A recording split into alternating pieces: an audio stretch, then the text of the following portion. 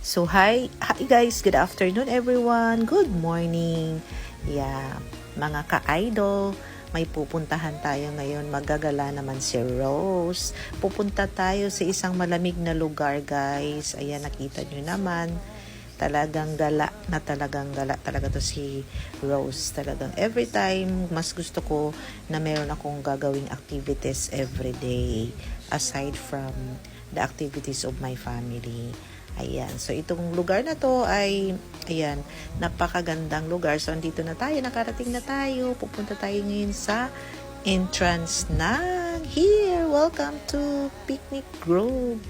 Ayan, dito sa Tagaytay lang naman guys. Yan, itong lugar na to. Siguro, every now and then pupunta ako. Pero, medyo more than 1 year na akong hindi naka-visit ulit. So, ayan. So, naglakas loob lang talaga si Rose na pumunta. It's my first time na gumala mag-isa. Aside sa, hindi ko kasama ang mga anakis ko ngayon, ang aking mga the barkads, kasi may mga kanya-kanya silang activities. Yeah, so, dito na tayo, nakapasok na tayo, guys. Ito, pagpasok nyo pa lang sa entrance, makita mo na yung parang may Ferris wheel dyan. Andyan din yung ating mga kapulisan dyan sa entrance para magbantay ng peaceful, ayan, peaceful surroundings. At ayun na guys, as you see, makita nyo dyan na napakadaming puno natin guys, because Cavite is alaga po ang ating mga trees dyan, plant trees, diba? So, we value our environment. Nakita mo naman sa mga gustong magpa-henna tattoo dyan, meron din dito guys. At gustong sumakay ng mga horsey dito, pagpasok nyo pa lang sa entrance, sasalubungin na kayo ng ating mga mga agent or something na nag-a-assist dyan sa inyo, sa mga gusto nyong sumakay ng mag-horse dyan, horse riding doon sa loob. Ayan, itong lugar ng Picnic Grove guys, ay napakalawak na ito. Is a very more than decade na itong lugar na to. Pero after pandemic, since na-close ito nung pandemic, diba?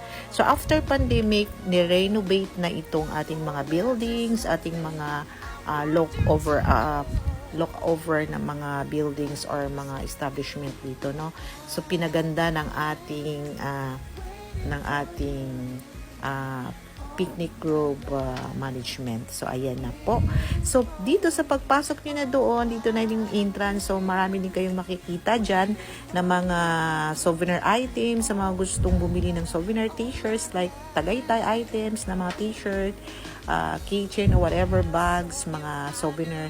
Ayun, mga cup, ayan, nagdala pa ako ng aking flyers sa aking company para double purpose, hindi lang tayo namamasya, at the same time, pag meron akong mga nakakausap na client, sinisharean ko rin of course ng ating project in La Vida and Park 1 project.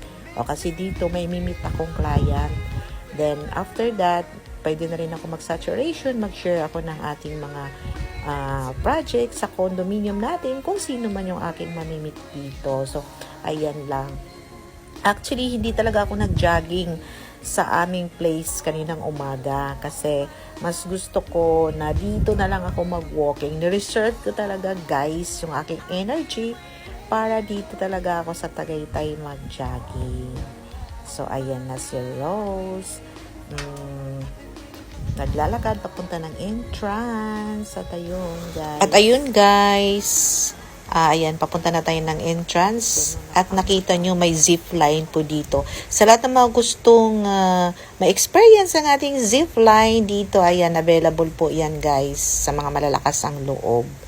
So ayan, so nagdala na rin ako again ng flyers. So imimit ko yung aking client yan sa loob. At the same time, mamimigay na rin tayo ng mga flyers natin from our Golden Topper developer ng La Vida at Pasay. Dito pala guys, ay meron tayong entrance na ticket. Ayun, nakita nyo kanina, may ticket po tayo. Ayan, it's only 75 pesos each.